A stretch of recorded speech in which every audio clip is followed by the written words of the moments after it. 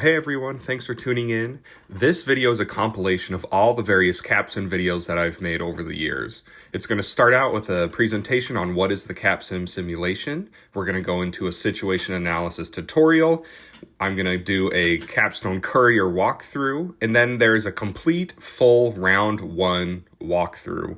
And it's going to end with a video on how to add a new product. So this is just a masterclass on all the various CapSim videos that I've made over the years. But enjoy, good luck, and happy learning. Hello and welcome. My name is Brandon Griffin, and I'm going to be doing a presentation on what is CapSim. CapSim is the business learning software by the company Capstone. So first off, how does it work? What is CapSim? So the goal of any business strategy class, and to make strategy decisions, but specifically for CapSim, 1, you're going to analyze the industry. 2, you are going to formulate a strategy. And 3, you're going to execute those decisions based on your strategy and the industry conditions. A quote from CapSim says, "The business simulations place individuals in the role of executive management at multi-million-dollar companies competing directly against other businesses." So an overview of the game.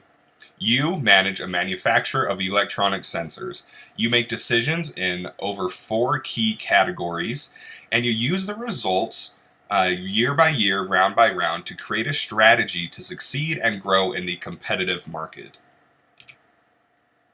So welcome to your new company. As I said before, you manufacture and sell electronic sensors. Every company starts out at the same starting position as the 5 other competitors. And the main goal of the strategy and in your simulation business is how can you create a sustainable competitive advantage and beat your competitors. The competitive environment exists like this.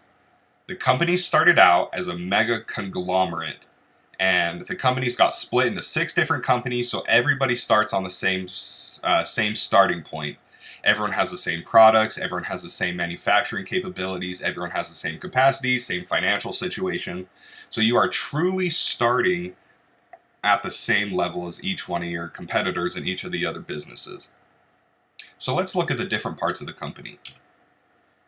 So there are 4 main parts of a company that every teacher, no matter who you have, is going to do these. And these are research and development, marketing, production, and finance. And depending on what type of simulation you do, what your professor enables or allows, you could also do something called total quality management, TQM, or human resources. There are additional modules in the marketing section that go a little bit more in depth. But the main ones that we're going to be focusing on today are research and development. How can you improve the performance of your product and how can you make your product smaller? Marketing, which is what are you going to price your product at? How are you going to improve the accessibility and awareness of the product? Production, which includes capacity, automation, how many units are you actually going to produce? And finally, the last decision you're going to make, even after or if you include TQM and human resources, is finances. 1, how are you going to fund the expansion of your businesses? But 2, how are you going to make sure that your cash flows and net cash position is positive at the end of the year? So let's move to the overall big picture.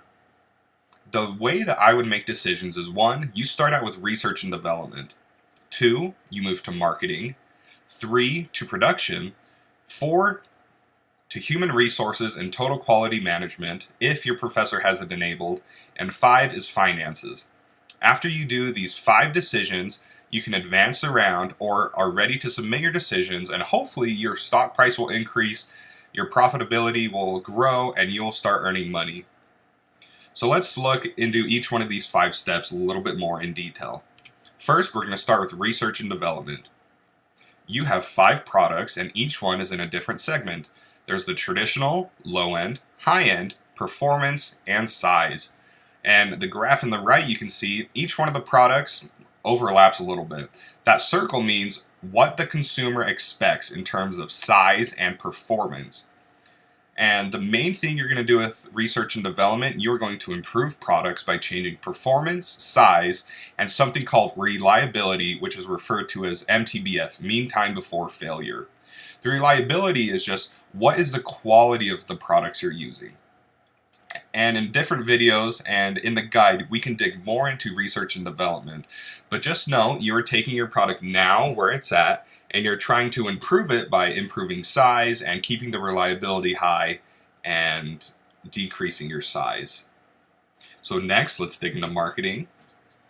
So those same 5 segments each have a product, and we can see on the right, we have Able, Acre, Atom, Aft, and Agape. Depending on what team you're on, those product names are going to be a little bit different. But in the second column, we see the price. Third column, promo budget. Fourth, sales. And the last column is your forecasting. So you're going to set your prices depending on the competition and depending on what the various different consumer wants. For example, someone with Acre, which is a low-end product, they're going to want a very low price. But someone with Atom, which is a high-end product, they don't care as much about price. They want the performance and the best product they can get. Secondly, you're going to adjust the marketing budgets. And third, you're going to estimate a conservative unit sales forecast. In marketing, you want to be slightly more conservative, so you know that you'll at least be able to cover your basis on sort of a conservative or worst case scenario situation. Next, we're going to dig into production. So with production, you're going to set a production schedule, how many units you're going to produce, you're going to change capacity, you're going to hire, fire people, buy or add machinery, and you're going to increase or decrease automation levels. Something that a lot of people find difficult in production is that there's no one perfect way to do this.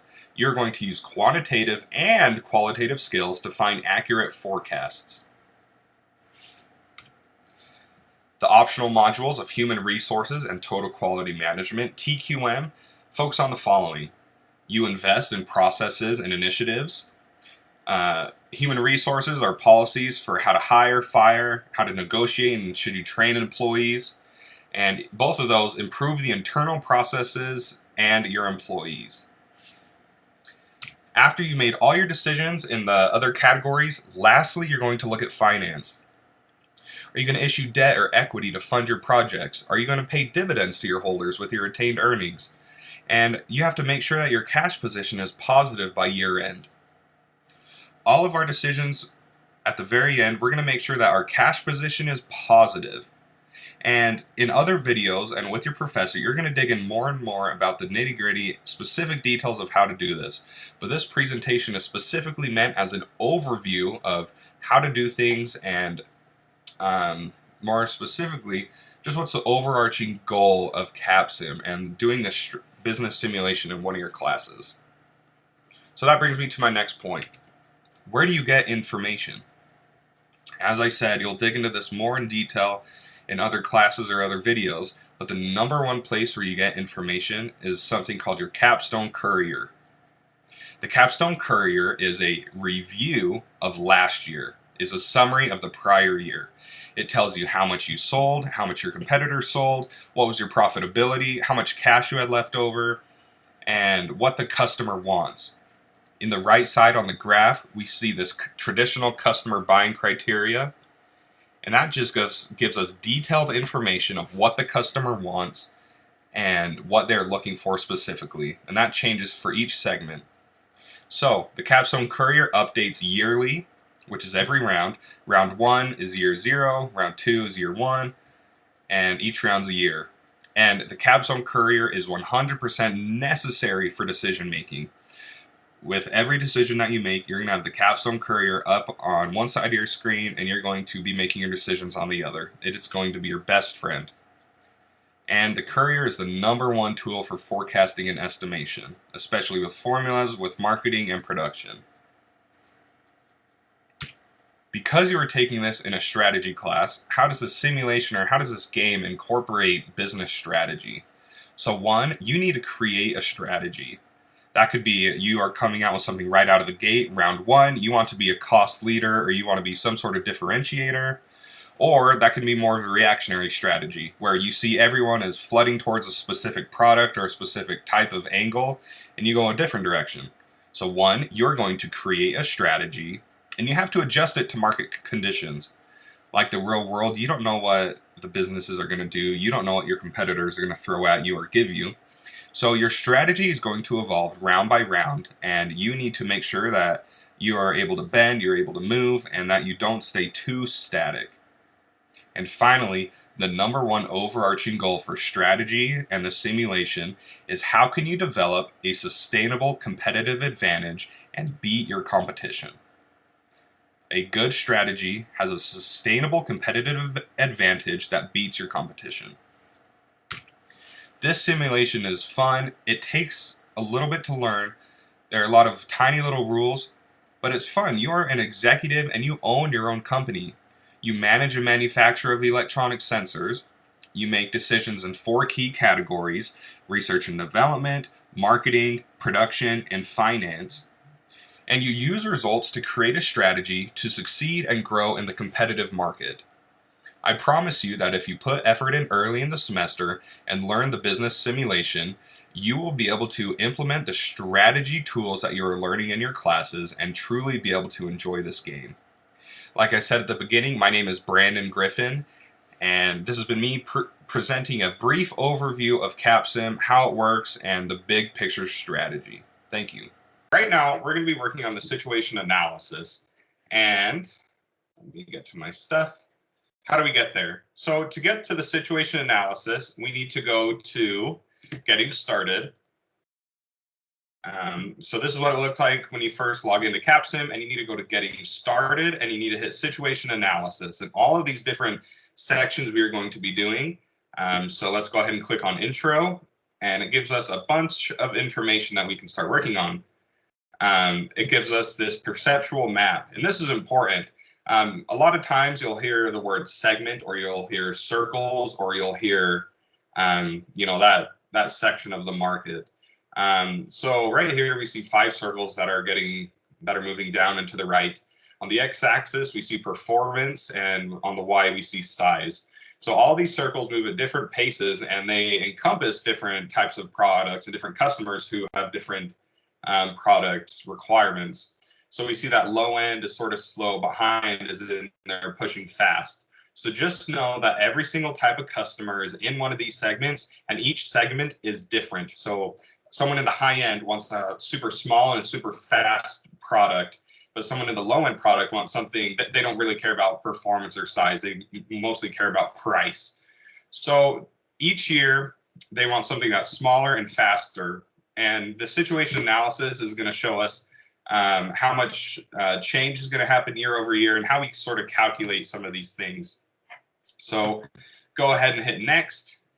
And next we see I'm going to switch over here. It gives us a little form that we're going to fill out. On my screen, I actually just have a Google Sheets slide open, or a Google Sheets document open, because I already filled it out on mine. So I'm going to walk you through how to fill it out. The way the situation analysis works, it's not going to make you fill out each and every single cell with information. It's going to make you fill out the first 2 or 3 sets of information, and it'll auto-populate. So like what we were talking about earlier, we see over on the right-hand side, we see all these different circles. These circles represent segments in the entire microprocessor industry. Each one has different characteristics and different things that they want. So information you're going to need to do the situation analysis, you're going to need your capstone courier, which is in reports and industry reports, and you're going to need something called the industry conditions report, which is under reports and industry conditions, and then industry conditions report. So all the information you need is contained in these documents. So one thing that it gives us when we first log in is we see all these numbers in a chart. It gives us a bunch of information. We see a bunch of numbers in the chart, but those are not what we need for the answers. This gives us what's called the segment center. So a way that they differentiate products and the game set up is every single customer is in one of these circles, but inside the circle, people have different requirements. So let's take a high-end customer, for example. They're willing to pay almost anything. They just want the fastest, the smallest computer processor that they can get their hands on. So they're willing to pay a lot of money, and they want to be on the frontier. They are in the bottom right corner of the circle because they're always pushing the boundaries. So that purple, violet, pink circle that we see, that is what we want to aim at. That is what we're trying to get to. So we can see that it's offset from the circle, and it gives us an offset amount. But one thing you need to realize, and this is sort of tricky, is that the traditional product, it is right in the middle of the circle. So they just want something, average, normal, 100%, just right in the middle. And low end, we see that they're in the top left center of the circle. So they want something, they don't really care about size or performance, they just want price. So the tricky part is traditional, we see that they're right in the center of the circle. So all we need to do is we don't need to add or subtract anything from their performance or size. So you do 5 and 15, 5.7 and 14.3. And when you enter in those numbers, CapSim's automatically going to fill those in. Like I said, like these first two rows are highlighted green, and it's auto going to populate it if you got correct. If you didn't, it's going to say incorrect answer, and the bottom won't populate. So next we see low end. I'm going to go ahead and do low end just because I'll show you how to do it if it's including offset. So we need to get to the segment center, and we need to subtract this offset. So performance in the center of the circle is 2.5 for round 0. So it goes round by round. So what we're going to do is we're going to take 2.5 and we're going to subtract off the offset of 0.8. So minus 0.8, and it's going to be 1.7. So we're going to take the size of 17.5, and instead of subtracting, we need to add 0.8. And this offset, that's not something I came up with. That's something CapSim gives you, and that's based on what the consumers want, segment by segment. So again, we're going to do this. We're going to take what is our performance for round 1. We're going to do 3.0, and we're going to go ahead and subtract 0.8, which gives us 2.2. And for round 1, we are going to take the size of 17, and we're going to add 0.8. So for round 1, we see that the low-end customers, their ideal spot, the spot where they're going to buy the most product, is at 2.2 and 17.8. And if you get that correct, that's going to auto-fill in. It didn't auto-fill in because I did my formula wrong. I didn't put a $sign in front of it, but it's going to auto-fill in for you. You can go ahead and do high-end performance and size. So the next part of the situation analysis is something called the industry demand activity.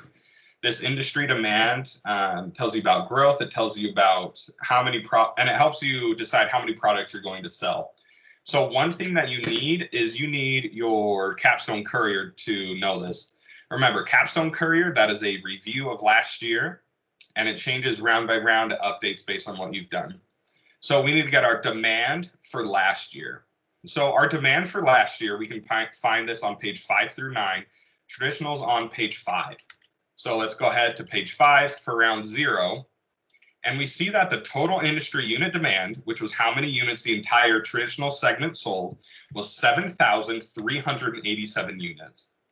But just like any growing business, like any growing industry, it's going to grow by some sort of percentage rate. And there is a growth rate that CapSim gives us.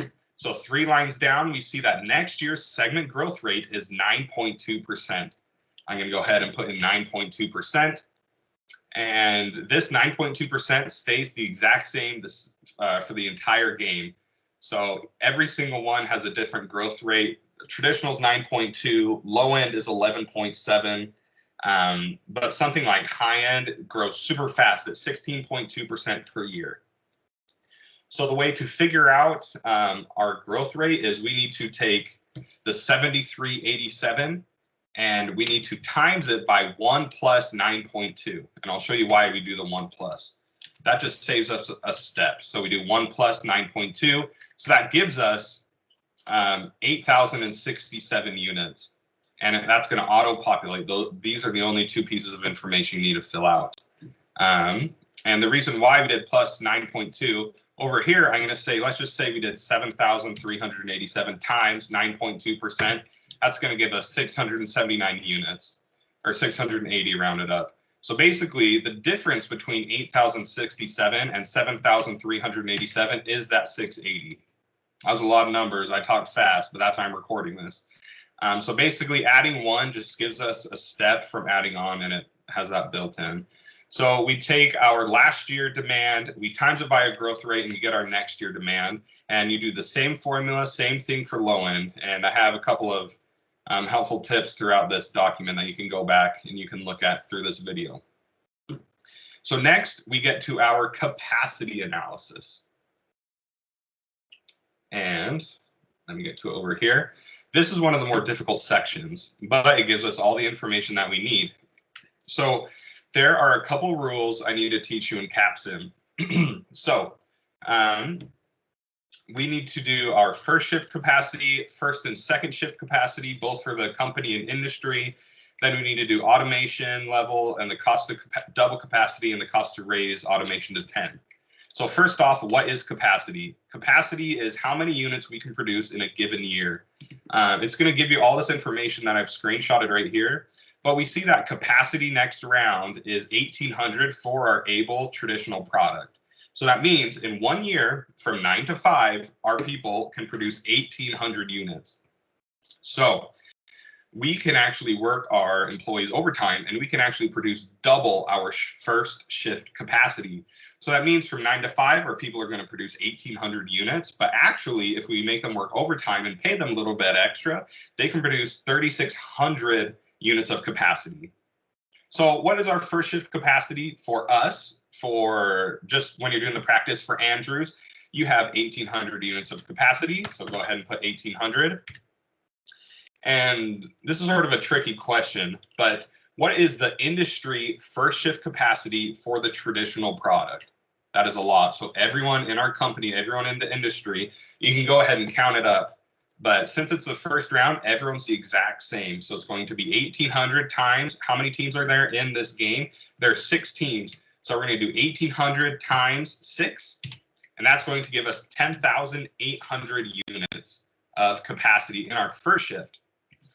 And I took a picture of this on my phone. I just want to double check that I did everything correctly.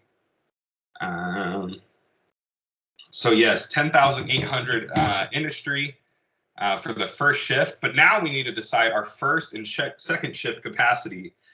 And this was double our first shift. So from 9 to 5, we can do 1,800 units. From 9 to 5, the entire industry can do 10,800. But for us, how much can we produce if we include overtime? That is simply just double our first shift. So that's going to be 3,600 units, or it's going to be 1,800 times 2, doubling our first shift. And what is that? With our industry, we're going to go ahead and double our industry as well, which gives us 21,600 units. And then it asks for something called automation.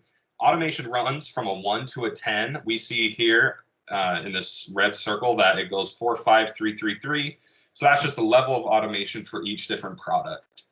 An automation of a 1 means you're assembling everything by hand. You're doing stuff with your screwdriver. It's very, manually labor intensive. Automation of a 10 means you have fully autonomous robots doing everything. It's a lot of money up front, but your employment cost going forward is super low because you have robots doing everything, so you don't need people. So your automation level and 1 through 10 and everything in between, and you can go increments of 0.1 and up. So we see automation starts out with traditional with 4.0. So we're going to type in 4.0. That's in the wrong cell. So 4.0. And we need to calculate the cost to double its capacity. The reason why we're figuring out the cost, it's going to automatically do it for you when we get into the actual simulation. But it's good to understand where that comes from, because the most expensive things in CapSim are adding capacity and increasing automation. So when you get those red lines through all your stuff, that's most likely due to automation and capacity. So the cost to double capacity, we see down here, it gives us a formula. So increasing capacity is $6 per unit with an adjustment for automation. So the formula is our first shift capacity, which we did right here, is 1,800. And then we do times, open parentheses, $6 plus, open parentheses, 4 times our current automation level. So we're going to do 4 times current automation level of 4, which gives us 39,600. And yeah, that's correct on the What is this called? This is correct over here on our situation analysis page. So we're at a 4 and it can go up to a 10. So we need to figure out what is our cost to raise automation to a 10. So we look at this formula over here. We go 1 over. Increasing automation is per unit of capacity. So we're going to do equals our first shift capacity of 1800 times, open parentheses, 4 times, that's a plus, times, open parentheses, 10 times, I can't speak. So we do, okay, I'm just going to redo that. That was bad. Okay, so equals, we do our first shift capacity of 1800 times, open parentheses, 4 times, open parentheses, 10 minus the current automation level, which gives us 43,200, which raises our automation all the way up to a 10. And if you've never used Excel or Google Sheets, I would highly, highly, highly suggest learning it, even if it's just for this class. And almost any job you're going to have, you're going to use Excel. And it's super easy because I just put in all these numbers right here, and I was easily able to do these more complex formulas. Super, super easy. It's the world's most powerful calculator. That's what a lot of people say. So we have this first line filled out. You're going to fill out the second line on your own. For this first shift, you need to look down here. It's 1400. And then for automation, you need to look down here, and it is at a 5. So we can go ahead and move on, but you're going to have to do the low end before it'll fill in everything. So let's go ahead and go to the margin analysis. This is the one that has the most math, but it's simple math. But there are just some things we have to explain and get various pieces of data from. So for traditional, our able product, we need to look up the price. So I took a screenshot of what's available on the situation analysis, and we see the price is $28. That is how much we're charging the customer for our product. Our material cost, we need to look at in that red square again. We see it's $11.59. Let's go ahead and put it in. And our labor cost is $7.49. Material cost is how much it costs us to build it in the raw materials, and labor cost is how much it costs us to put it together. So we see that $11.59 and $7.49 don't add up to 28. And so we actually are charging more than what it costs us to build it. We're trying to get a profit. We're trying to make sales like any good business. So the difference between that is called your contribution margin. So your contribution margin, as we see in this formula down here, is your sales price of $28 minus what it costs you to build it. So your price minus your material cost plus your labor cost. And that's how much you have left over to pay your other bills and your other costs. And it asks us a question right here. Second shift, yes or no?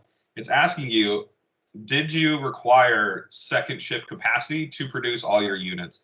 So you need to look down here, just one column right of this red square. It says second shift and overtime. If it says 0% overtime, that means we didn't use any second shift. We see our low end uses 30% overtime, which means yes, they did use second shift. So you're going to put a Y or an N, but I'm going to let you do the second line. So continuing on, our contribution margin, like I said, is going to be 28, our sales price, minus our material cost, plus our labor cost. And make sure you do an open parentheses because we want to do the $11.59 plus the $7.49 minus from that $28, which gives us our $28 minus $11.59 minus $7.49 gives us $8.92 in our pocket that we can use to pay our other expenses. So for each item we sell, we get to keep $8.92. That is our contribution margin, how much money we have left over after paying for the product itself. And we want to look at that as a percentage. So we need to do the contribution margin, so the amount left over divided by the sales price. So we do $8.92 divided by 28, gives us a 31.9% contribution margin. That is a pretty good margin. And for CapSim, the rule of the game is your overall contribution margin for your company, you want to be over 30%. Over 30% lets you bring in a lot of cash, and it lets you really expand your business. If you're below 30%, you're cutting things tight, you're cutting things close. I've seen people get as high as 30, 40. If you do some crazy strategies, it can be 50 or 60. But remember, to have contribution margin, you can do two things.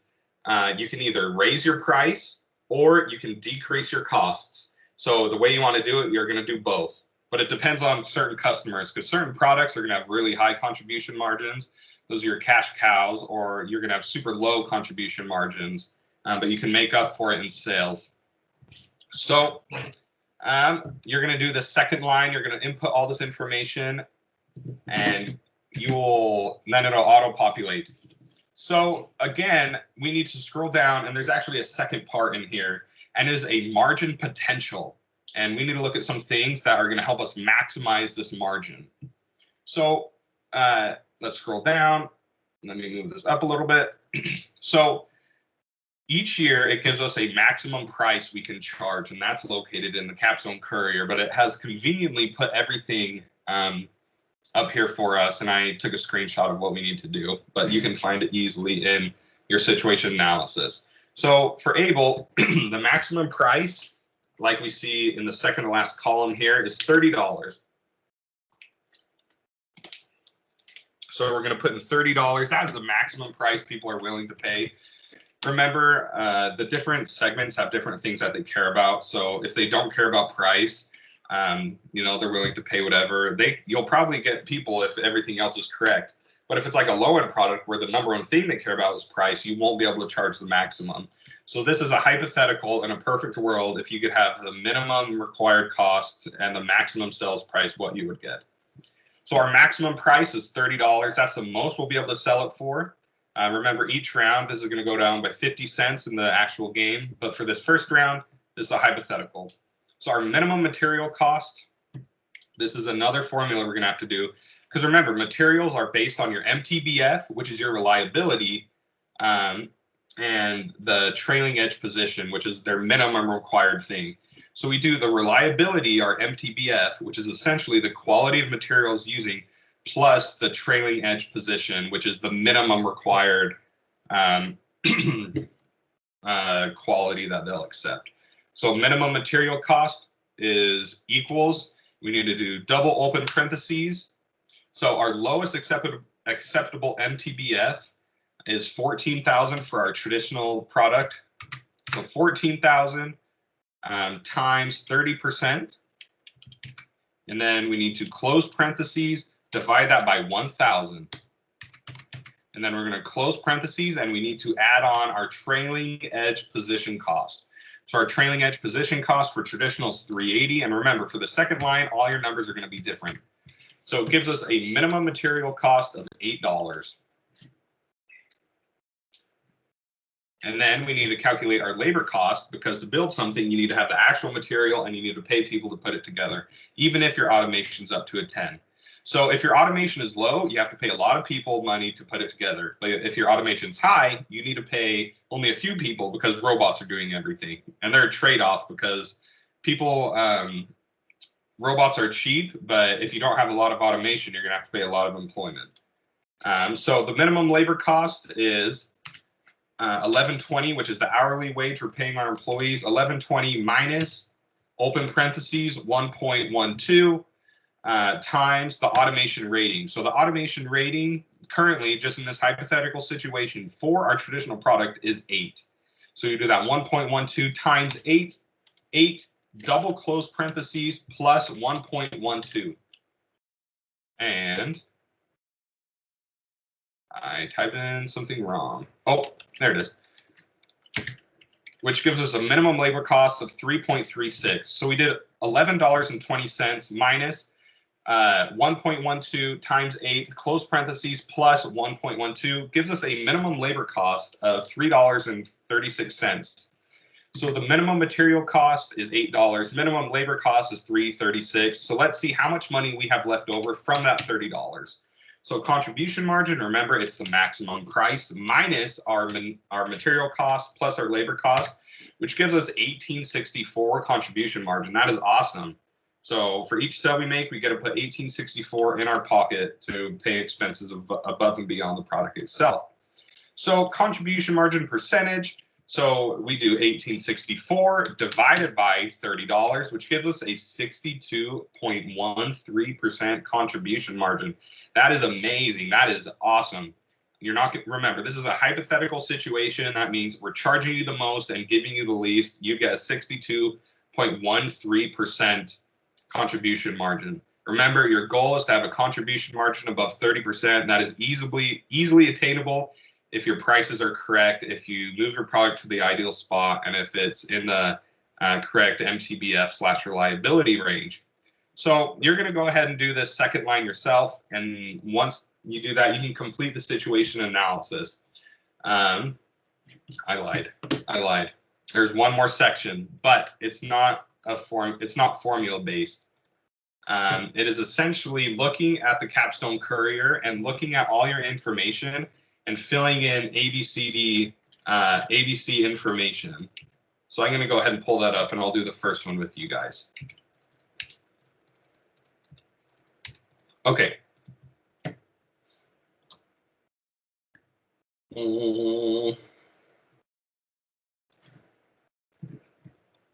Okay, here we go. It fills this in, but you can't see what I put up first, so that's good. So it asks us to fill in the price and reliability, and it essentially gives us an A, B, or C grade. So what this really is doing is helping you look in the capstone courier and get familiar with all the information. So I'm just going to do the traditional product for you guys. So look at the traditional product, and we need to look at the price. Assume that you are in company Able right now.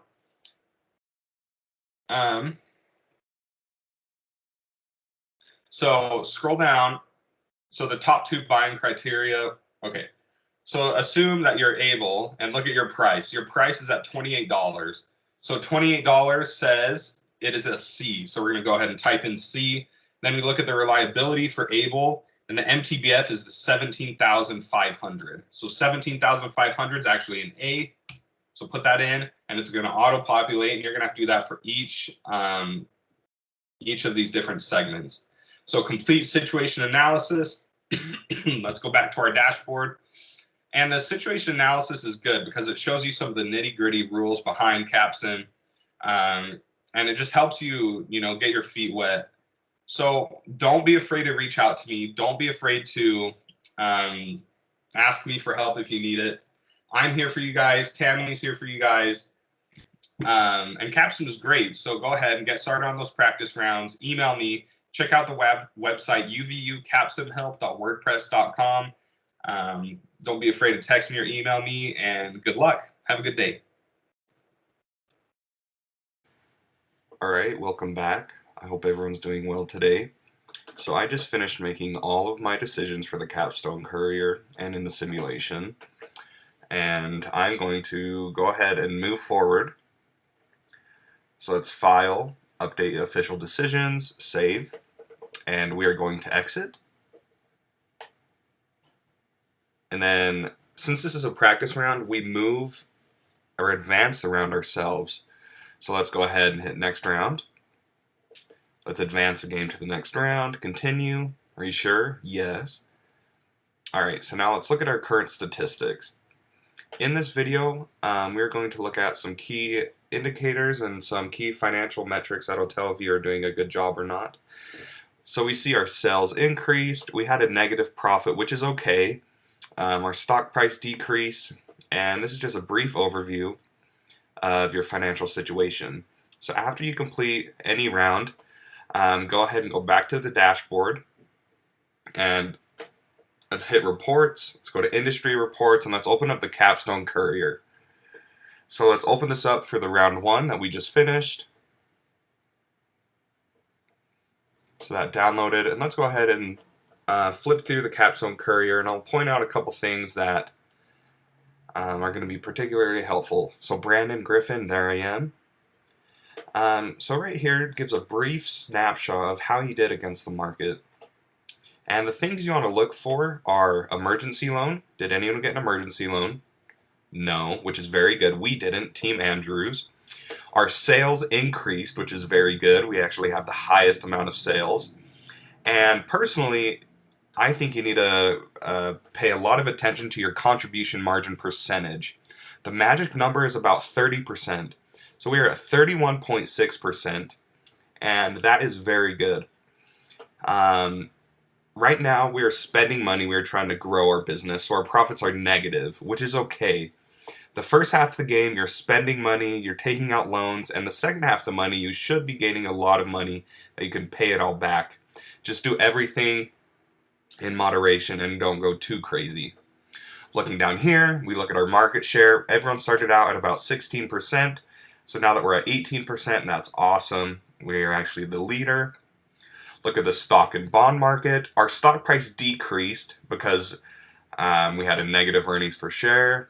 And that's okay. Don't be too worried if your stock goes down. If you were to hit zero and just keep riding zero the whole time, then you'd be worried. But during these first couple rounds, it's okay if you go sideways or even down a little bit like I did. So, financial summary. If you want to dig into the finances, you can a little bit more. But on this page, the main thing I like to look for, and the main reason why people get emergency loans is because of this inventory level right here. So, I had an inventory level of 1,820. That is awesome. That's probably one of the best I've ever done. More typical round is going to be somewhere in the 6,000, 9,000 range. If you were to get above 15 and you're in the 20, 30 millions or thousands, that's when I'd be really worried, and that's when I guess you'd have some sort of an emergency loan. So our inventory levels look pretty good, and our net profit is negative. But like I said, that's okay during these first couple rounds.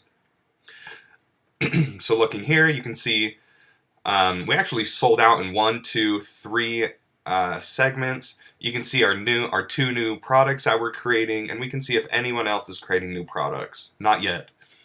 So on this page, you want to look at your units sold, the leftover unit inventory. You can see what your competitors did as far as MTBF and price, contribution margin. We see acre, we used overtime, which is good. We're going to start using more overtime in these next couple rounds. And we see that we increased our automation more than anyone else, which is very good. In my previous video, I accidentally said don't increase automation, which is false. I'm going to go back and update that. We can see our plant utilization. You want to be slightly above 100%. This 133%, that's about perfect. Anything under 100% and you're underutilizing, and anything over 150% and you have not enough capacity. So keep scrolling down. We can see we had about 18-19% market share, and we did very good in this sector. We are the #1 product. These first 5 or 6 products, these are ones that are mainly traditional. These ones that only sold 91% of the market share. These are low-end products, as you can see up here, that sort of got just swept in, just a few products.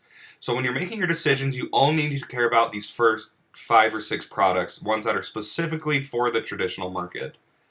So in here, we can see our performance is pretty on par with everyone else. We actually had the exact same as cake. Our list price was pretty good. But right here, our promo was $1,500 and our sales was $3,000. So we have the highest customer awareness and the highest customer accessibility, and in turn that makes us so we have the highest December customer survey score. So that means we're getting our product out there and people are liking our product. So more of the same in this low end. See these ones that only sold a couple units, those were sort of just swept in. But one thing you need to look at here, going back to the first or second page, I actually ran out of inventory in my low end product. And you can see that my actual is about 16-17%, but my potential is all the way up at 23-24%.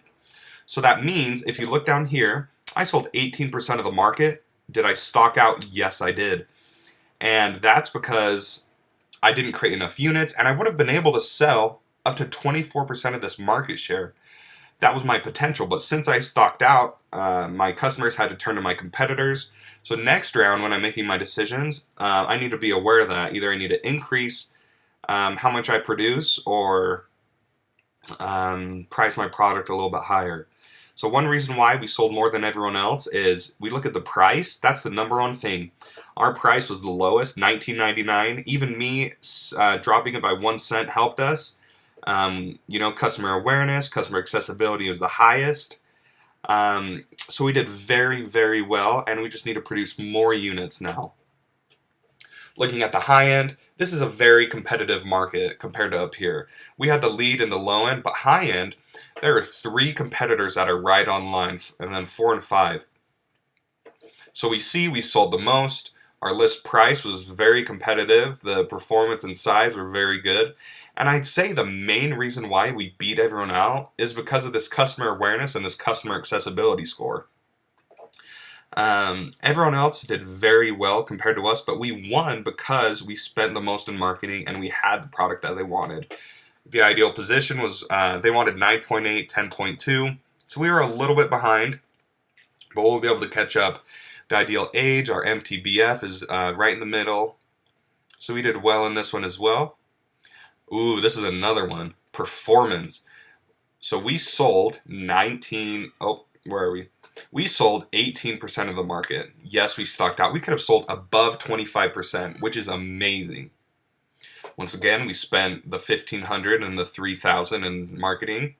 So if we would have had up here, we would have been able to sell so much. So next, when you're making your decisions, just be aware of that. Size, more the same, we sold out. So when we make our decisions, produce more and keep spending in marketing. Down here, this is on page, what page is this? Page 10. We see that we had 18.7% of the market. This is our actual market share in units as a percentage. And so we can see right here what we did, and this is more detailed than the little graphs it gives us.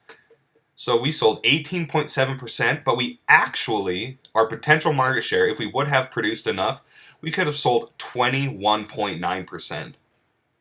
That is awesome. So we are 3% lower than we actually could have been with our inventory. So be aware of that. We stocked out in almost every single one. So we need to produce more units. And we can see where our products are in the perceptual map. Remember, things get smaller and faster as things move along. So things are going to move down and to the right, and everything's going to flow towards this corner down here. And we can see where our competitors are. For certain professors, you do a HR and a what's called TQM, Total Quality Management. That isn't open yet, so no one spent any money in that. And HR did not open. I'm not doing it in this class, but you'll be able to see a summary of it right here. And in your annual report, this is specific to your company, and you can see your cash, you can see just even more financial statistics, and it'll give you a lot of good information. Inventory carry costs. So if you have any questions about any of the financial statistics, scroll down to these last pages. So that's just a brief overview of this Capstone Courier. One thing that I want to mention again is, what page is this? Page 4. I decided to create two new products, a new traditional product and a new high-end product. Before you make decisions, check if anyone else is making a new product. Beyond that, as you spend more time with the Capstone Courier, you will be able to learn it better, and you'll be able to know what you should look for and what is personal to you, what is best for you. So when you open this up, spend time in it, see if you can decipher the numbers. But for now, keep working hard. And especially if you're doing practice rounds, don't be afraid to go back and redo a round or two, or even restart the entire simulation. The more time you spend in it now, the better off you will be at the end. So good luck and welcome to the Capstone tutorial, and today I will be walking you through the first initial round of the CapSim simulation program. My name is Brandon Griffin, and I am the tutor for the 2019-2020 school year. I'm getting my MBA at UVU, and I've truly enjoyed being the tutor for Capstone, for CapSim. So let's go ahead and get started. This is the page that you see when you log on to Capstone. A couple of key pieces of information that we're going to need at first. We're going to need our situation analysis, and we're going to need our Capstone Courier. To get to our situation analysis, which you should have completed before you're beginning the situation, you're going to hit Getting Started, go over to the situation analysis, and I like to use the ideal spots of the situation analysis. This is going to help with our R&D, and you already calculated these numbers. So let's go ahead and keep the situation analysis open. which we have in this tab, and let's go to Decisions, and let's launch our official spreadsheet. This spreadsheet is where we are going to be making all of our decisions. You can see my name, you can see my class, what team I am, who my professor is. We're going to be making research and development, marketing, production, human resources, finance, and eventually TQM decisions. So we have our situation analysis in this tab. And let's go ahead and open up our Capstone Courier. There are a few ways to get to this, but I like to be in the web spreadsheet, and you go to Reports, and you just hit any number between 1 and 12. This is all the Capstone Courier, but this just chooses your launch page. So let's go to the front page. And I already have the Capstone Courier opened up in this tab behind, so I'm going to go ahead and close this just for my convenience. So this is your Capstone Courier in the right side. I'm going to maximize this for a minute. So the Capstone Courier is a review of the previous year. We are making decisions for year 2020, but this is a review for 2019. You can see I'm on Team Andrews, Brandon Griffin, I'm the tutor. And this gives us information, this gives us financial ratios and statistics. We need to see if we got an emergency loan, we look at our sales, we look at our contribution margin, and we can see what our competitors are doing as well. We can see our market share in a fancy little graph. We can see our stock and bond ratings. Here's a more detailed view of our financial information. Here's our production, how many units we sold, how many units we had left over in our inventory, our contribution margin, and what our competitors did as well. Now, some of the most useful information that you'll be using round by round are these market segment analysis pages. We're in 5 segments. We're in the traditional, low end, high end, performance, and size. So to begin, we're going to look at these traditional market segment analysis. So let's go back to our web page and let's start making some official decisions. We are literally running a company here. So let's go to our R&D, our research and development. So each company starts with the same amount of products, the same type of products, and the exact same sales and financial statistics. For this practice simulation, we are on Team Andrews. So we have our Able product, which is part of the traditional segment. We have our Acre, which is the low end, Atom, which is the high end, Aft, which is the performance, and Agape, which is size. And it's okay if you forget which names go with which segments. You can find that information in your Capstone Courier. If you go to page 4 to your production analysis page, we can see all the names of the products. Able, the primary segment is traditional. Acre, primary segment is low end. And when you get into your teams and when you start doing the simulation on your own and against each other, you might be assigned to some of these other teams, and you can find the information here as well. So whenever I start the simulation, I like to look at R&D first. So I look at my Capstone Courier, I make sure that I had enough sales, I look to see if I got an emergency loan, and then I go to we're going to working on Able, which is our traditional product. So let's go ahead and go to our traditional market segment analysis. And remember, the Capstone Courier is a review of last year. It's a summary of the year that just concluded. So, the traditional customer buying criteria. The buying criteria is specific for each industry and for each product. So these numbers change. For traditional, the most important factor in a customer's buying decision is age. They want an ideal age of 2, and that has an importance of 47%. Next, they care about price, and last year they expected a price between $20 and $30. Third up is the ideal position, which is their performance and their size. And this 5.0, 15.0, we need to remember that this is for last year. So this is where our situation analysis comes in. And we look at reliability, and that's fourth. They care about that the least, at only 9% weighting. So number 1 is age, 2 is price, 3 is reliability, 3 is ideal position, and 4 is reliability. But if we look at low end, it changes a little bit. Price is number 1, age is number 2, and ideal position, reliability. If we go down to something like high end, they care about ideal position and age, 1 and 2, but price is actually the lowest. They only care about price 9%. So let's go ahead and start making some decisions for R&D. A few rules before we start making decisions.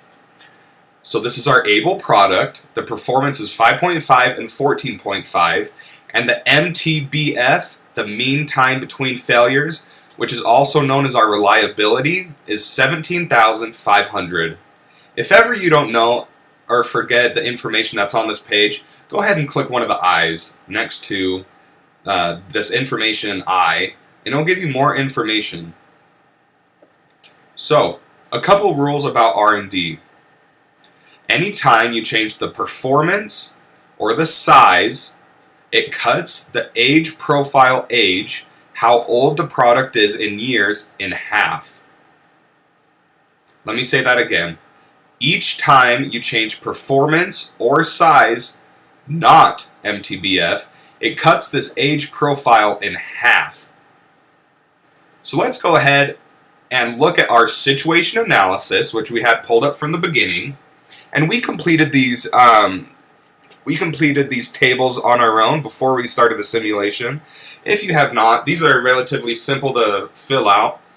So round 0 was the round we just concluded. Looking up here, round 1, year 2020, these are the decisions we're making. So let's go to round 1 for able, which is our traditional product. And they want a performance of 5.7, and they want a size of 14.3. So let's go ahead and put that in our spreadsheet. Let's change that to 5.7 and decrease our size to 14.3. And notice what it does to our revision date, our age at revision, and our R&D cost. And also notice what it does to our age profile. If you can remember, the traditional segment wanted an ideal age of 2 years old. So we're at 3.1 years old, and at the end of the year, it's going to be at 4.1 years old. So we changed the performance and size, so this is going to cut our age in half. Let's go ahead and recalculate our numbers. So you see now, since we changed 5.7 and 14.3, and we can see this on our perceptual map, just a map of where our products are relative to the segment, it cut our ideal age from 3.1, and on March 15th, it was 3.3 years old, and it cut it to 1.7 years old. So our revision date is the 15th of March in 2020, and the age of revision is 1.7 years old, with an R&D cost of $206,000. So let's look at our traditional customer buying criteria. They have an ideal age of 2. So this at 1.7, and we can see down here on March 15th, it'll be 1.7 years old. And when we hit December 31st, the end of the year, it's going to be 2.5 years old. So this is exactly perfect what the customer wants. So let's go back to that traditional customer buying criteria. Next we have price, which is dealt with in the marketing decision tab, so we're not going to look at that now. And then number 3 is the ideal position. Remember, these are specific to each one of the different segments. Agape, which is size, is going to have different customer buying criteria than able, which is our traditional product. Last year, they wanted an ideal position of 5.0 and 15.0 for the size. We updated this performance and this size metric with a number that we found in our situation analysis. So, 5.7, 14.3, that works. Next, let's look at the reliability. Our MTBF, mean time before failure. The mean time between failure is also known as our reliability. And for traditional, they want it to be between 14,000 and 19,000. One thing I need to note, the reliability between 14,000 and 19,000 will not change. And also, the ideal age of 2 years old, that will not change. The things that will change are price and the ideal position.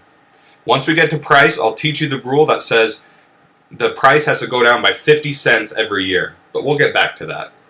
So number one, age will always be number one for traditional, and it'll always be 47%.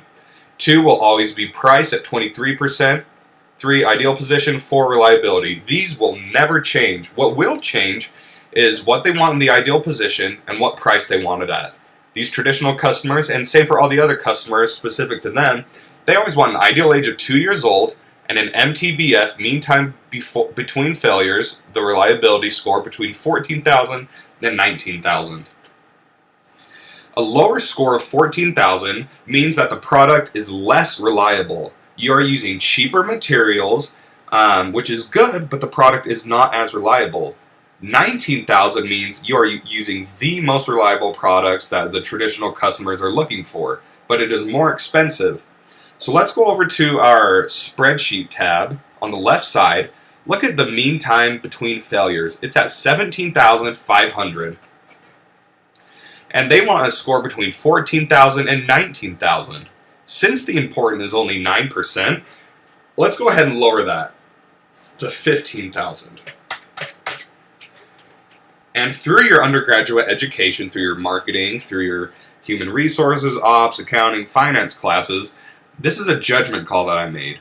You are running your own business, and there is no one correct way to run a business. Right now, I'm just giving you some general tips and tricks to be able to help you get started. Once you get going in the game, you can individualize this to yourself. But for now, follow along how I do it and see if you can learn the CapSim Courier so you can start making your own decisions. So we changed it from 17,500 to 15,000. One thing, if you accidentally change a product that you didn't want to and you want to know what it was the year before, scroll down to the top products in your segment and it'll show you what your performance was, what your size was, the price, the reliability, age, and a bunch of more information. So we changed it from the 17,500 to 15,000. Let's go ahead and recalculate that. So we have a new revision date of April 20th of 2020, and it actually lowered our material cost because we are using less reliable materials, only slightly, but which are still going to be cheaper. So that means our per unit material cost went from $11.28 to $10.51. Let's go ahead and move on to aft. Let's move on to Atom. Atom has something unique to it that we'll get to later. So, we go to it's not the low end, it's actually the high end market segment analysis. We can see that Atom is our high end product. And to make the changes, we need to go to our situation analysis, and we see in the high end, last year they wanted 8.9 and 11.1, but now they want 9.8 and 10.2. 9.8, 10.2. Let's go ahead and recalculate and notice what that does to our revision date, our age of revision, and our R&D cost. So, our revision date is May 14th, 2021. How is this different from Able? Able's revision date is 4 months out, and it's this year, April 2020. One thing about Atom is that it goes into 2021. Let's say we kept the changes so they'd be at May 14th, 2021. When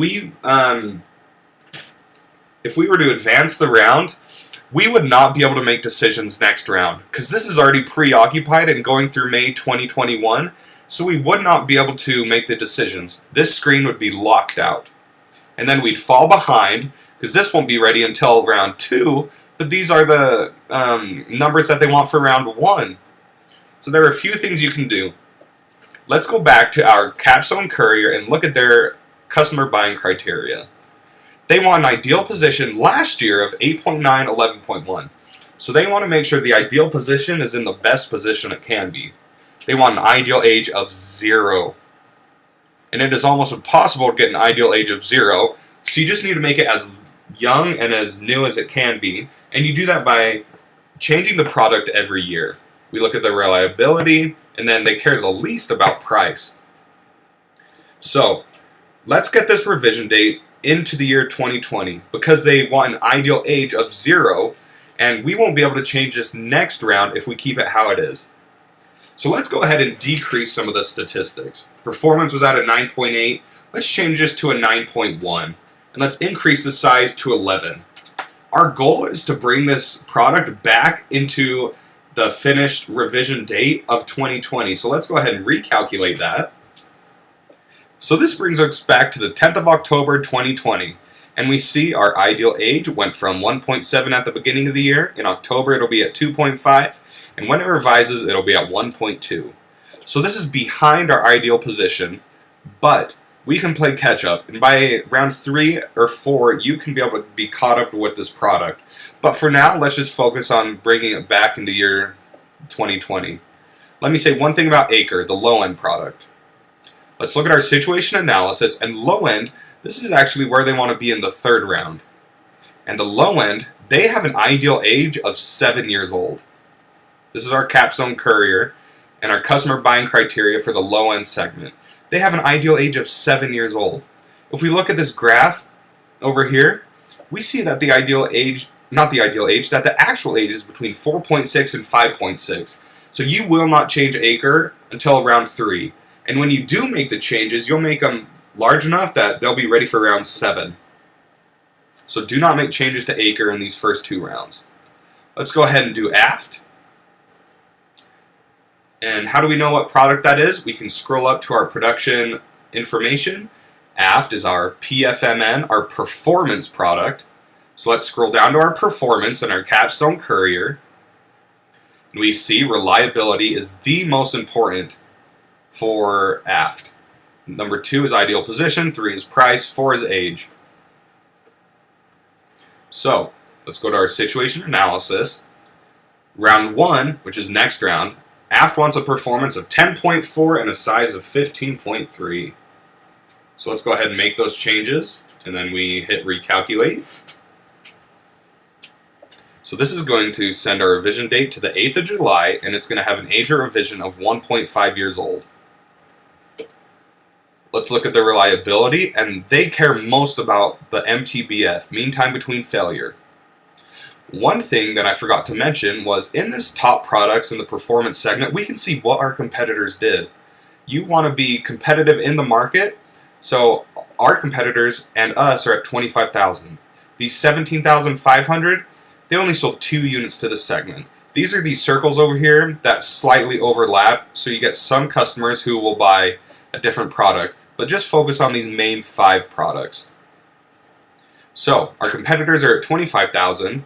And since they care about reliability the most, let's go ahead and change Aft to 26,000. And let's hit recalculate. So this actually increased our material cost. But in the long term, this should be able to increase our sales. For Adam, I forgot to change the MTBF, so let's go back to this high end. They want a reliability between 20,000 and 25,000, so we can keep it at 23,000. For low end, which I forgot to change as well, they want a reliability between 12,000 and 17,000. And since, remember the rule, MTBF does not change the age, so we can actually lower the reliability to 13,000. This will decrease our per unit material cost, and since it's only 7% of their buying criteria importance, we'll be able to save costs and hopefully be able to get more sales. So let's go ahead and finish with Agape, which is our size product. Ideal position is number 1, age is 2 of a 1.5, reliability and then price. So we go to our situation analysis at size. Next round they want 4.7 and 9.6. And let's look at reliability. That's number 3, and they want it between 16,000 and 21,000. So I think 19,000 is a pretty good measure, so let's keep it at that number and hit recalculate. So we are actually done with our research and development. So let's go ahead and hit File, update our official decisions, and save.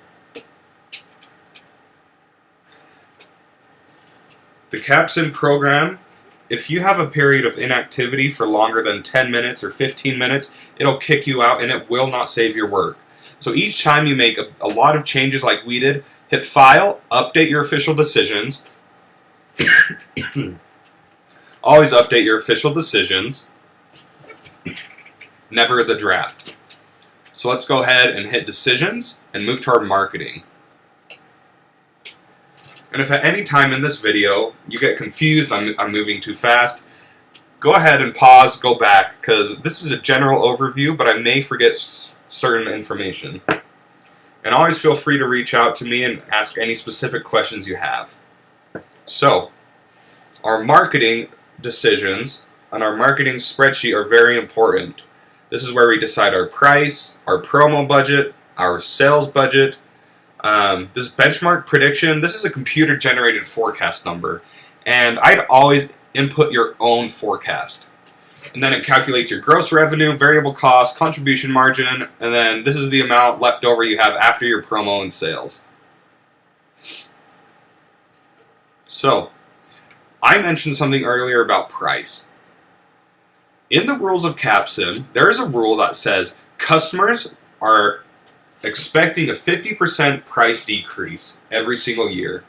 That being said, that does not mean we have to change these prices by 50 cents each year. That means their buying criteria decreases by 50 cents a year. So, the Capstone Courier, which is on our right side right here, is a review of last year. Last year, they expected a price between $30 and $20. Next year, the year that we're preparing for, they will expect a product between $29.50 and $19.50. So let's look at our traditional product, which is Able. They have a price of $28, which is below the next year's top end of $29.50. Price is 23% of our importance, so I think we should keep it at that price, $28. And we see that our competitors are at that $28 mark, so I think we can leave it there. Acre, our low-end product. Price is the most important thing with 53%. So next year, they're expecting a price between $24.50 and $14.50. It can be very tempting and say, oh, I want to decrease my price to $14.50 instantly and I'll be able to get the most sales. That may be true, but that will be horrible for your contribution margin right here. Look at your competitors, especially for something like low end. Your competitors are at $21. If you were to instantly drop it to the $14 mark, you would lose out on almost all your margin and you most likely wouldn't be profitable. So, since your competitors are at $21 and price they care about the most, let's go ahead and be a little more competitive, but let's just take a little bit off and assess the market next round. So let's take this number from $21 and let's lower it to $20 even.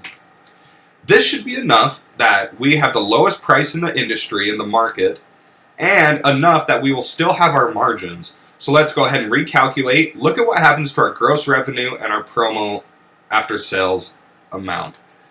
So our gross revenue went to $29,000 because our benchmark prediction changed because they guessed we're going to sell more.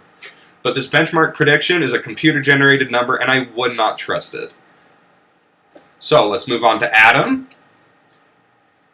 So price is actually their least important at 9%. Last year they wanted a price of $30 to $40. So this year, the year we're preparing for and making decisions for, they will want a price between $39.50 and $29.50. So since price is the lowest, most important thing, we can actually increase that price up to the upper bound. So right now it's at $38. We could actually change it to $39.50.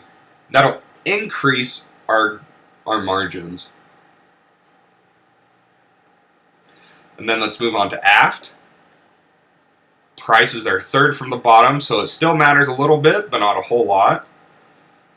So next year they'll want a price between $34.50 and $24.50. Right now we're at $33, and I think that's a good number to keep it at. Let's look at Agape. They want a price, the lowest one, between $34.50 and $24.50. So we could increase that to $34. Let's go ahead and hit recalculate.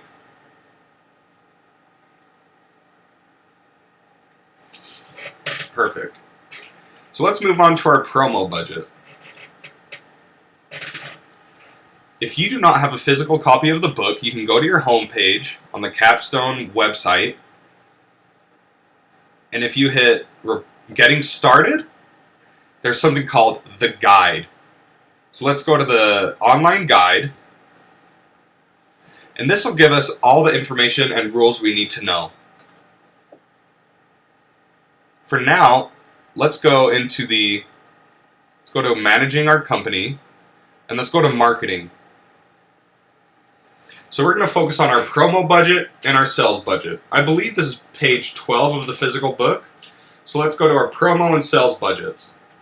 This gives us a formula for promotion and tells us what it is, and this gives us a formula for awareness and tells it what for the sales budget, which affects awareness and tells us what it is. So let's look at these figures right here. Figure 4.2 indicates that a 15 million promotion budget would add 36% to the starting awareness.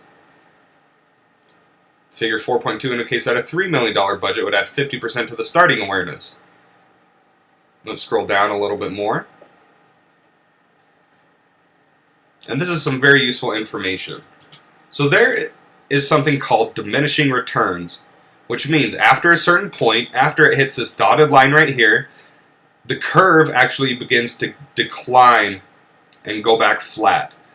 Right here, between $0 and $1.5 million, you're getting the most benefit, the most bang for your buck. So, promotion budget increases in promotion budgets have diminishing returns. The first $15 million buys 36% awareness. Spending an additional $15 million for a total of $3 million buys just under 50%. The second $15 million buys less than 14%. So, the optimal price to spend is the $1.5 million.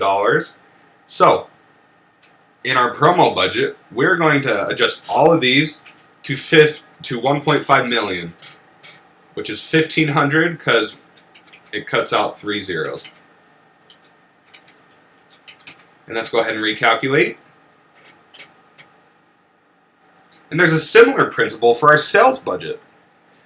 Figure 4.3, sales budget. For budgets above $3 million, the red dotted line indicates there are no additional returns for companies that have one product in the segment. So, the first $2 million buys 22% accessibility. For companies with 2 or more products in a segment, spending $4 million buys just under 35%. So the second $2 million buys less than 13% additional accessibility.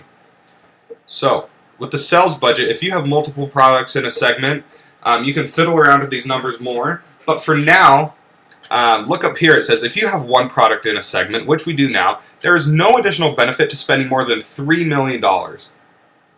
If you have 2 or more products, there's no additional benefit above $4.5 million between the 2 products. So for now, let's go ahead and adjust that sales budget to $3 million, which is $3,000 in the spreadsheet.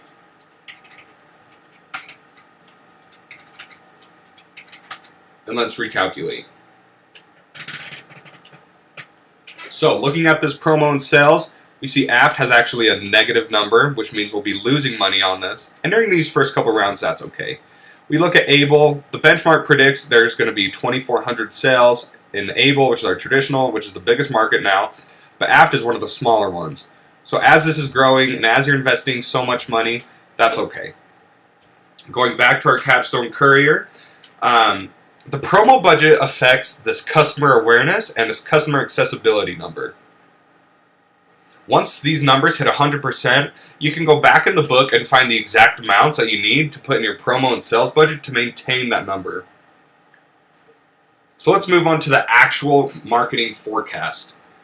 In the bottom right of this page that you've seen, that I've had up, I have 3 formulas. This is our marketing, our conservative forecast formula. The reason why it says conservative is because the numbers we put in marketing are used to estimate our finances. We want to be conservative, so our estimates, we all have enough money to pay off everything if it's sort of our worst case scenario. If we sell just a general average or even low amount, that we'll have enough money to pay off all that. And that'll make more sense why when we go into the finance section. So, we need our CapSim Courier, and we're going to need 3 pieces of information. We're going to need our total industry unit demand, which you can see by segment in this segment analysis. So the total industry unit demand of 7,387 units means that last year, every single competitor, every single product, Able, Baker, Cake, Days, Eat, Fast, and all these other products, sold a total of 7,387 units. So, let's go ahead and put the 7,387 units in our spreadsheet. And I personally really like spreadsheets. I use them a lot for work. You can do this by hand, but I find easiest to do spreadsheets. If you are not comfortable with spreadsheets, this could be a good way to learn spreadsheets, but if you're more comfortable doing it with pen and paper and by hand, that's okay too. So, the total amount sold for our traditional product was 7,387. And then our growth rate, which means next year, and this number will never change, it is always the same. Next year, the market is going to grow by 9.2%. So that means the 7,387 is going to grow by 9.2%. So, in our formula, we need to make this 9.2 plus 1, because 100% of sales is the same 7,387. 1 plus the 9.2%, which we find up here, is last year's demand plus the 9.2% of growth. So let's enter 100 and 109.2% growth. Our last year market share, which we can find in these tables right here, was about 16%. If you want specific information, you scroll down to, I think it's the third from bottom page of your CapSim Courier, and you look at this market share report. Let's look at traditional, and last year for traditional, we had 16.7%. These are all the same across every single industry just because it's the beginning round. So we look at 16.7, we type in 16.7%, and it's going to equal our marketing forecast. So, if you're not familiar with Excel, or this is actually Google Sheets, we are entering a formula. Equals, and we're going to enclose it in parentheses because we have to do these two first, are 7,387 multiplied by the 109.2%. We're going to close our parentheses, and we're going to time that number, the 8,067, times last year's market share. So let me go ahead and add another column. This is going to make a little bit more sense. So this is going to be next year's total sales. So doing this, next year's total sales, including that growth rate, is going to be 8,067 units. So our marketing forecast is taking this 8,067 units multiplied by the 16.7% market share which we found in our CapSim Courier.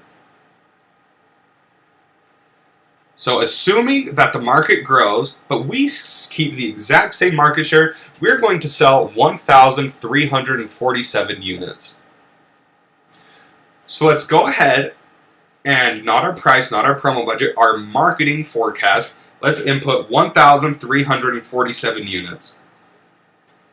Let's recalculate, and this is going to affect our revenue, our variable cost, contribution margin, and less promo sales. And see how it's almost 1,000 off from our benchmark prediction? That's because we use a conservative number and the marketing is a little bit more aggressive in the game. But to make sure you never get an emergency loan, always be conservative in your marketing forecast. You can change these numbers if you like, but this is how I do it, and this is how I felt comfortable in the game. Each professor, each teacher, each student's going to do this a little bit differently, but these are just some general tips and tricks to help you out. So, for sakes of time, I'm going to move on. But you're going to have to do this formula for Able, Acre, Atom, Aft, Agape. And see, traditional for Able had 9.2% growth rate. We go to low end, and last year they sold 8,960, and they have 11.7% growth rate. So you have to make sure that you do one of these and a specific one for each individual product. So we updated this, and remember to update our official decisions, and we save. Always update official decisions, never your draft, because that'll make it available for your professor and your teammates, and you can change it as many times as you need. But always update your official decisions. So let's go to decisions, go to production, and the production tab is what we are actually going to produce. Let's look at Able, and let's go down the column. unit sales forecast. This is the number we just inputted. At the end of last year, we had 189 units. Our production schedule is how many units we're actually producing. And this production after adjustment, the production takes into the constraints, and it's an automated number that it puts in, but you do not need to worry about that. Second shift production percentage. This says how much of your company is using overtime to produce able, labor cost, material cost, contribution margin. Contribution margin is how much money you have left over after you paid your variable cost to pay your fixed cost. Our first shift capacity. This is very important. So this means from 9 to 5, our first shift, our regular shift, can produce 1,800 units. That being said, CapSim has a rule that you can actually double your first shift capacity by working your employees overtime. So they're no longer working 9 to 5, they're working 9 to midnight or whatever it is. So this first shift capacity is 18%, and if you were to make the second shift production 100%, by using all your overtime, this 1,800 would be 3,600. You can change your capacity levels. You can change this 1,800. This automation rating is how automated your company is. We'll get to that later. You can change the automation, and this is the investment amount. And remember, if you do not know some of this information, like if you don't know what this complement is, you can hit I. The number of workers in your workforce, there are 2 shifts. So there's a first shift, and then there's an overtime second shift. And right here it says the second shift or overtime workers cost you 50% more per hour than workers on first shift. And the simulation schedules second shift workers as a last resort. So this gives you a lot of good information. So let's go back to our forecasting sheet, and I have another formula. So we take our marketing forecast, this is our production forecast formula, which is a more realistic number. So for able, we take our marketing forecast, which we calculated over here, of 1,347, and we multiply it by however much we think we're going to grow.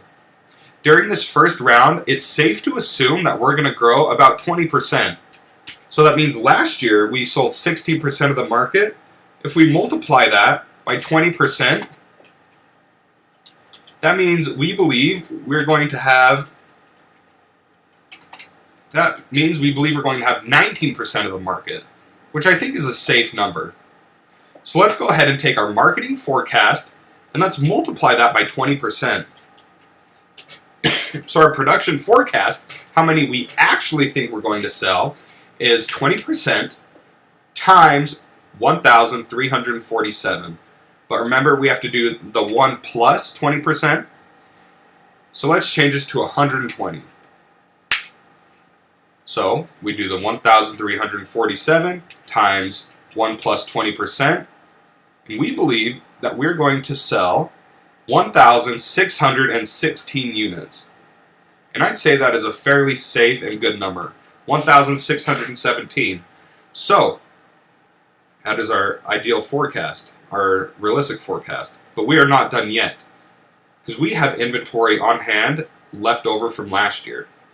So we take our production forecast, which we just calculated, and we're going to figure out our production schedule. When you work in operations, you have something called a production schedule. And this is how many units you think you're going to make, when, and how you're going to make them. So we take our estimated actual sales forecast, which is our production forecast, minus our inventory on hand, which we see up here is 189. So we minus that. So we take 1,617, subtract that from 189. And our production schedule is going to be 1,617 minus 189. And this is going to equal 1,428 units that we need to produce. So in our production schedule, let's put 1,428 units. Let's go ahead and recalculate it.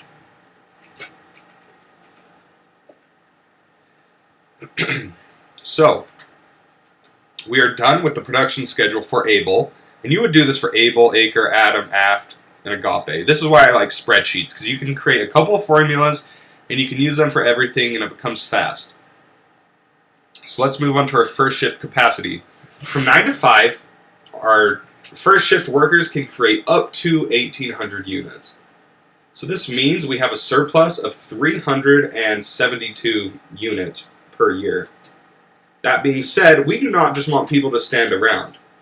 Our complement, we have 700 workers, so that means 100 of them are just standing around doing nothing, or they're all, leaving early. So we want to maximize our workforce, so we need to change our capacity.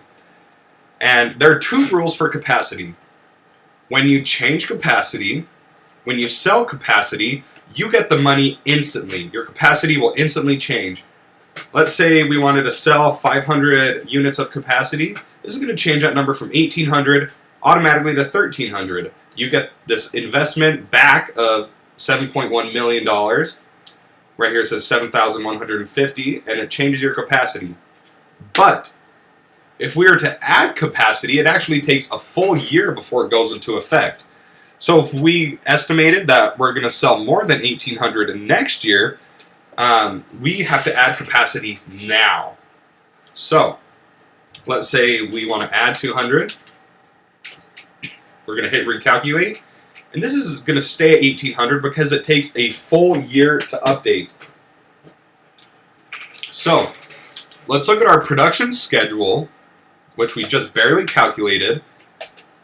And we assume this year we're going to sell 1,617 units.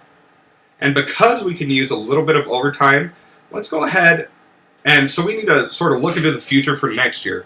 So let's take this 1,617 and let's change our capacity to that number. So let's go ahead and subtract 200. You don't have to be exact. So this is going to change it to 1,600. And next year, when we grow by a couple hundred units, we'll be able to use a little bit of our overtime, and slowly we're going to have to start adding capacity. For Acre, you're going to have to add a little bit of capacity, but for Atom, Aft, Agape, you're going to have to actually decrease your capacity. But round by round, you're going to have to adjust your capacity, and you're going to have to adjust your automation. Let's look at this automation rating. So, automation is on a scale from 1 to 10. At 1, you rely heavily on skilled workers. At 10, robots do most of the production.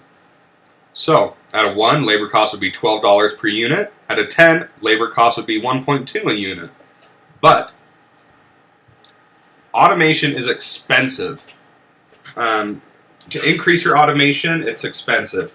To do R&D, it's expensive. Automation does not, let me say that again, automation does not affect your capacity. So, for products that update every year, like Able, Atom, Aft, and Agape, you're going to want to have a lower automation rating. Because these products are always changing, they're on the cutting edge, they're moving fast. But for something like Acre, which is on the low end, which you only change once or twice during the game, I'd suggest only once, we can actually increase that to about a 6.0. So let's go ahead and recalculate. And we see that it's going to cost us $5.6 million. So, you'd make decisions for automation. I'd leave this at a 4 and a 333 and maybe update low end. But as you're making decisions and as you get more comfortable, you can make your own decisions. So, we're done with Able. You're going to have to do this with Able, Acre, Atom, Aft, and Agape. So we're only 1/5 done with the production, but we're going to move on to finances. So this is human resources, and for now, there's nothing you can change. I know a couple of the professors have to spend money on training costs and recruiting costs, but if you hit the I next to those, it'll tell you more information about it, and you can find more information in the guide in the book. So let's go ahead and update our official decisions from our production, which I forgot to do, and let's move to finance. So after you've made all your decisions, after you've gone through R&D, marketing, production, human resources, and finance, this is going to take us to our finance page. This gives us good information. We have 44.2% long-term debt, retained earnings at 29%, no current debt, our AP 7.3, and our common stocks 19.5. We spent $5.6 million on plant improvements. We sold $2.8 million worth of the plant. This is our stock information. Right now we have an earnings per share loss of $1.1, which is fine in these first couple rounds. Like any startup, you're going to lose money in the first couple years. A round is a year, so it's okay to lose money in the first couple of rounds. It's very likely that after you fill out the entire spreadsheet, this cash position is going to be 0. So remember, this December 31st, 2019, this is what we have currently. So right now, in the bank, we have $3,434, which is actually $3,434,000. So, next year, the finances estimate we are going to have a cash position of $8,389,000. So that's why in marketing, we used a conservative forecast, because the numbers that we use here affect our finances. So just for the sake of teaching you guys how to do this, let's say our forecast really was 1. It was actually super low. These aren't the real numbers you're going to put in, but I'll see the effect that it has on your finances. So it changed our finances, and now I did that too much, I'm sorry.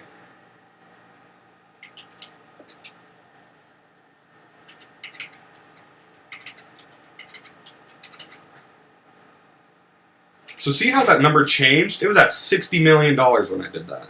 So let's go to our finances. And so, since we changed our marketing, it estimates we're going to have a negative cash position of $12 million. And we do not want a negative cash position at the end of the next year. And this is an estimated number, which it's likely to change, because production we are more realistic, but if your cash position is below $0, you will get an emergency loan, which is very expensive, and you want to avoid at all costs. So a rule of thumb, always have this estimated ending cash position above 0. And to do that, we can either issue common stock, issue current debt, or issue long-term debt. And I'd recommend issuing long-term debt, which is a bond. So we owe $12,734,000. So let's go ahead and issue $15 million. So this is going to bring it up to about $677,000. So this is our maximum issue. We could have done up to $18,000 in long-term debt in our bonds. But this is a good, safe number. So for now, let's keep it at the 677.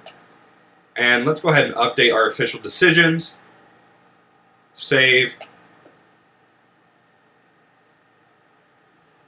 And you can go back, check out all the decisions you've made, but we're done. We're ready to advance the round. We updated our official decisions, so let's go ahead and exit. And during these practice rounds, you will advance the round yourself. So, when you're with your teams, your professor will do that for you. And he and she will have their own rules about when they'll advance it. So let's advance to the next round. It's going to ask, are you sure? Yes, advance the game to the next round. Are you really sure? Yes, advance my game. So, our game has been successfully advanced to round 2. And let's go ahead and look at our CapSim Courier. So, we go to our dashboard. We go to reports. Industry reports, and let's go to our CapSim Courier. So, this means we advanced the round, and now, for last year, the year we just completed, we can see what happened to our company. We can see we didn't get an emergency loan, but we had $129 million worth of sales. We had a 31.5% contribution margin. Our market share actually increased to 18.36. Our stock price decreased. So, for the next round, what you're going to do, you're going to look and you'll see, okay, here's my Able product. How much do I have left over? And you're going to restart this process. And you can already see, like, look at our performance. You can see that we're already the leader. But some of these other companies, they're not doing as well. So, even though we didn't make decisions in that round, we still did pretty good. Everything grew except for our high end. We actually lost a little bit of market share in our high end. So that's how you do a round. There are a bunch more tips and tricks and little rules that you'll learn, but that's all you need. So When you start a new round, make sure you have your capstone courier, you have your situation analysis, and you'll be able to make all the changes you need to and you have to. Use these formulas right here and text me, email me with any questions you have. I hope this helps, and good luck as you continue CapSim. This can be a wonderful class. This is my favorite class, but you have to put in the work now. Good luck and thank you. All right, hello everyone. I hope you're doing well. Today we are going to be doing a how to add a new product tutorial in CapSim. So I'm going to go ahead and share my screen so you can follow along with me if you'd like. So in CapSim, you start out with your 5 products. For the practice simulation, or if you're Team Andrews, you start out with Able, Acre, Atom, Aft, and Agape. So to decide what new product you want to do and how you're going to do it, you're going to need a couple pieces of information first. So obviously you need to have the Capstone Decision online portal open. You need to have your ideal spots from your situation analysis. I've just taken a screenshot here and I have it actually uploaded in the Google Drive, but you need your ideal spots, and you're also going to need your Capstone Courier.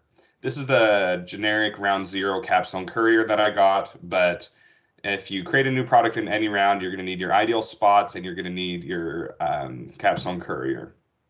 So let's go ahead and begin. So this is round 1. This is the very first round we're going to do. And usually I tell people that if you're going to create a new product, the earlier the better. Because adding in a new product is very expensive. You have to pay for the R&D, you have to hire people, you need to add capacity and automation. So the longer that you can have your product in play and to get money and pay that back and start earning money off of that product, the better. So you can actually create a new product the very first round. Because if you were to create a product in the 7th or 8th round, it would only be out for a round or two, and you wouldn't earn your money back. You'd be spending a whole lot of money basically for nothing. So we're going to go ahead, and in the first round, we're going to add a product. We can see I've already inputted all my decisions, my performance, size, and my MTBF standards, and that is talked about in a different video, so I'm not going to go over that. But now I want to decide which product I want to put. And this first round, looking on our round 0 Capstone Courier, is pretty tricky because nobody has really moved, nobody's really done anything. But usually I tell people to create products in 3 categories: high-end, traditional, and size. In my opinion, those are the easiest ones to do. Remember, the low-end product, I'm going to show you on the right side of my screen here, the low-end product, they want an age of 7 years old. So by the time our product came out, and by the time it got to the age of 7 years old, the ideal spot, what they want for age, the game's basically going to be over. And you can do performance. Performance is a really good thing to do, but it's sort of hard because the margins are a little bit lower, but it is a high growing industry. So basically what I tell people, unless you know what you're doing and unless you've practiced this, do everything but low end. So that means traditional, high end, size, performance. But performance is a little bit more trickier in of itself. So what I'm going to do, I'm going to create a new size product. So we need to go down to our Capstone Courier for size, and we need to look at what they care about. So the number one thing they care about is the ideal position. They want something that's small and it has 43% importance for their, what they care about. Next is age. They want an age of about 1.5 years. So they want something that's, pretty new, that's consistently going to be updated. And then they want MTBF, that's 3rd place. And lastly, they care about price. So they want what they want and they're willing to spend it to get what they want. So we look at the top right corner of our Capstone decision spreadsheet, and we see that we are preparing for round 1 and the year 2022. Usually, if you were making decisions, you would go to round 1 and you'd put 4.7 and 9.6. So before I do that, I'm going to name my new product. It has to start with an A. Just because this is a practice round, I'm going to name it A size. But if this were actually the actual competition, not the practice rounds, you may want to name it something sneakier, like you want to name it Apple or, Atom or something. We already have an Atom. You'd want to name it something else because you don't want to say A size and just give it away. Because, you just want to be a little bit more sneakier. But because this is a tutorial, we're going to name it A size. So now if this were regular, if this product were already established, we'd go ahead and put in the round one characteristics. So 4.7 for performance and 9.6. And we'd look at our MTBF, the reliability, and we see that it's in third place. So the higher it is, the more we want to do, the lower it is, the less we want to do. So we're going to leave it in the middle, and we're going to put it at about 19,000. And we're going to hit recalculate. And remember, unless it is the low-end product or you're adding a new product, your goal is to have your revision date be in the same year that you're making decisions for. Because if you weren't, it would block out this box and you wouldn't be able to make decisions. So we see, based on the round one year in advance decisions of 4.7 and 9.6, it's going to push us to the 1st of April, 2023. And so next year, when we go to make our decisions, we won't be able to make decisions and it'll be blocked out and we're going to start to be behind. So because we're creating a new product, we're actually going to want to do something different. We're going to want to look at round two, so 2 years ahead in the future, because it takes so long for this product to come out. When it comes out, we want it to be, fast enough and small enough so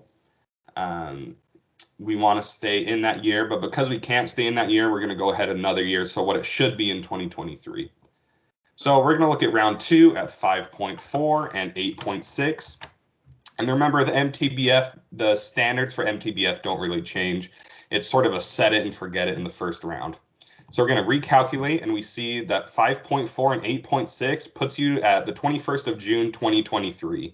So it's not going to come out this year, but it's going to come out next year, because we'll talk about this a little bit later, but in production, it takes 1 full year to add capacity, and we don't have any, so it's not going to come out till next year. So this means that 5.4, 8.6, we're exactly where we want to be. Agape, actually next year, it's going to be at 5.4 and 8.6 as well. And one thing I tell people is, look at your iPhone right here. Apple comes out with a lot of very similar products. They have the iPhone 12s, 12s Pro, 12s Max. They have a ton of different products, and they're all pretty similar. So it's okay if you have two products in the same segment that are generally identical, but it also depends on what type of strategy you want to do. I usually do a broad differentiation strategy, sort of a cost leader strategy as well. But really, I just try to do good in every category. So we have our R&D in here. We recalculate and we see that all of our revision dates are good, and our new product isn't going to be done until the next year. So instead of doing it for round one, we did it for round two. So let's go ahead and update our official decisions. Let's save, and let's go ahead and move on to marketing. So I haven't made any of my marketing decisions yet, and we see that our new product A size is 100% blacked out because the product has not been released. So we don't need to set a price. We don't start marketing for it yet, and we don't have a forecast for it because it has not came out, and it will not until next year. So next, let's move on to production. And this is where, you really need to make your decisions with your new product. So I haven't made any decisions here either, but I would. You'd make your decisions as normal, but for now I'm focusing on just what to do for this new product. So one thing we need to do is we need to estimate how much capacity we're going to need. And if we go to the bottom of our CapSim Courier, page 10, let's look at some of these market share in units for our products. So we see Able has 13%, low end 16%, high end 14%, performance 16%, high end 15.5%. We're not going to get that in the first round just because it's a new product. But one thing that I have learned just from doing the CapSim Courier or the CapSim game simulation so many times is new products will have between 5 and 10% market share if they are properly positioned, properly priced. So if you have a good product, they're going to have between 5 and 10% of the market share. So because adding capacity and automation is expensive, sometimes you can't get the full 10%, but we're going to try and get it here anyways, just for tutorial purposes. So just like we were doing in the other videos, we need to calculate what our next year's total sales are, and we need to create a marketing forecast, even though we aren't doing marketing this year. So we need to find out the total industry unit demand, and that is found in our CapSim Courier on page, I believe it's 8 for size. Nope, wrong way. It's on page 9 for size. So our total industry unit demand is how many products are going to be sold in the entire segment for size. So that's all of our competitors combined. So remember, Capstone Courier, it is a review of last year. So last year, the total industry unit demand was 19,084. So we're going to go ahead and put 1,984, and I just scroll down, 1,984, and it's going to grow by a certain growth rate because every year more people are buying size products and it's a growing industry, it's a growing segment. So the segment growth rate that it gives us, this is going to be the exact same every single year, every single round, is 18.3%. And just to make the math easier, we're going to do 1.183. So it's essentially 183%. So 1183. Let's see, I'm not going to make this a percentage actually. So 1.183. And okay, I'm struggling. So we're going to do our 1,984 times 1 plus the growth rate of 18.3% gives us 1,984 times 1.183 gives us next year total sales are going to be 2,347. So that means next year, every single person in the industry, all of our competitors combined, we're going to sell 2,347 units. That is the demand that the customers are going to want next year. But we only have a slice of the pie. And like I said, new products will have between 5 and 10% market share. So let's assume best case scenario, it comes out fire and it comes out amazing. We just, this new product is awesome. Let's estimate that our market share is going to be about 10%. This is different than what we would do if it were an established product. If it were an established product, we'd scroll down to page 10 and we'd look at specifically what it was for that product for that segment. But we estimate that we're going to have about 10% market share. So let's go ahead and make that a percentage.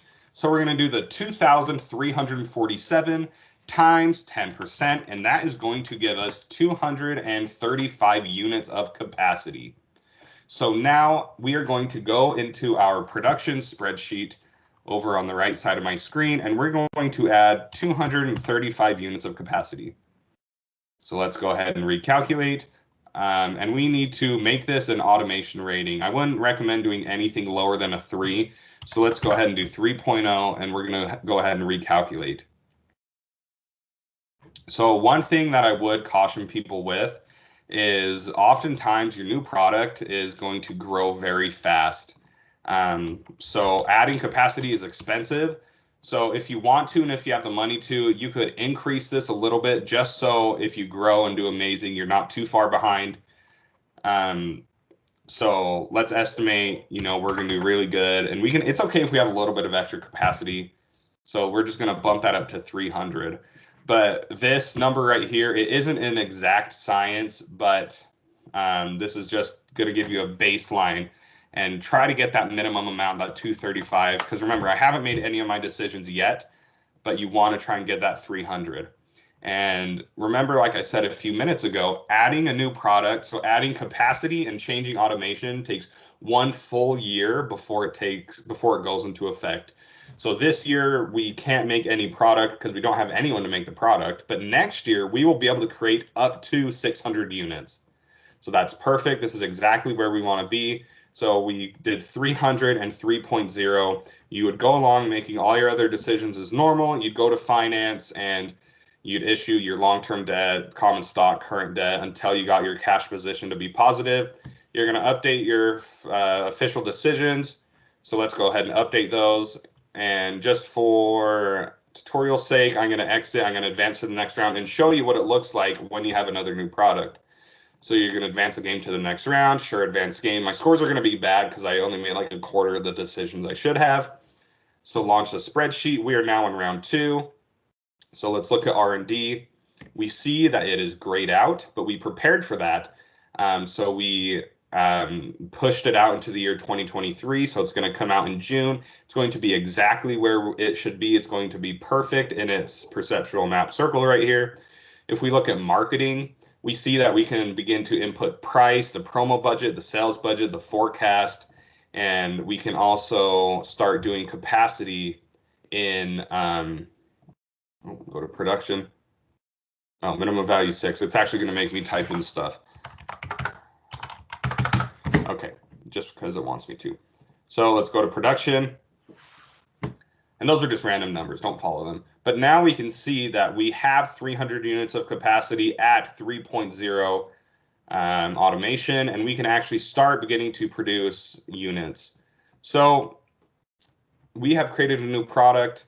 Again, this is something that I would recommend doing in the first couple rounds, because after that you begin to sort of lose time to make up on it. And one thing I want to touch on is with the marketing page. Again, this is in my marketing tips Google Drive. That can be found at uvcapsimhelp.wordpress.com. But again, for each individual product, you're going to want to spend that $1,500, and that is individual to each product. But the second you introduce another product, the sales budget gets a little bit trickier because accessibility is related to how many products you have. So essentially, instead of spending the $3,000 in the sales budget, you're going to up that as a total and spend $2,250 in each for each product. So my new size product, this is going to be, pretend it was 3,000. I'm going to change it to 2,250. Change that to 2,250, and that would be the ideal amount to put in. So again, it's going to be a little bit different depending on how your situation looks, how your simulation looks, but this is generally how to add a product. Let me know if you have any other questions, and I'm here to help you. Thank you.